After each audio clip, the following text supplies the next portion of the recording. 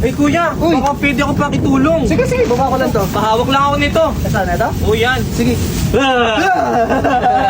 May muta ka, kuya. Dito? Oo yan, tanggalin mo. Ang laki no. Dati tinatanggal mo yan, baka manganak yan sa mata mo. Kaya upo ka muna, baka napagod ka. Sige, sige. Uy, may kuto ka. May kuto ka. May kuto ka. Oh, may pera ka? Meron. Pahiram ako, Ito. ibigay ko din sa'yo. Ayun. Ayan. Oo, bilang mo to ha. O, sige na. Ano ko sa'yo, kapitan mo yan ha. Oh. O, kapitan mo. O, sige na. Bigay ka na sa itong ano mo, bigas mo. Inilagay ko na sa ganito mo, dali. Sige. O. O, yan. Thank you. Alis ka na ha. Oo. O, sige na. Ingat ka ha.